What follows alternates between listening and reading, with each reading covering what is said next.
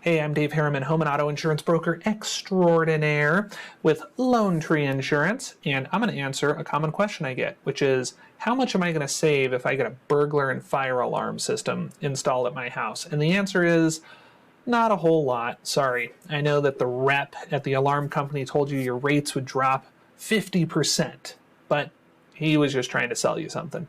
The reality is your insurance rates aren't going to drop much once you have one of those systems because it doesn't actually reduce the overall claims costs for an insurance company very much at all, because most people are never going to have a significant theft happen at their house, right? I mean, I've been doing this 16 years. I've had a handful of claims that are $1,000 here and there over the course of 16 years that are related to someone breaking into a house and stealing something.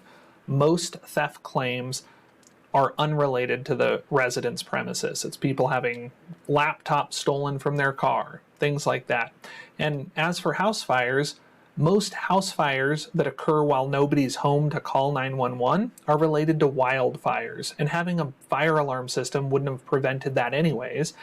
Most house fires that we see happen while people are home, like kitchen fires, and those people can call 911. So having these alarm systems doesn't result in a very noticeable reduction in claims to insurance companies, which is why it doesn't impact your rates very much. Now, having said that, I have a burglar and fire alarm at my house. I pay the monthly dues to have it monitored. It's worth it to me. I just don't do it for the savings on insurance. So that's all I got. Have a great day.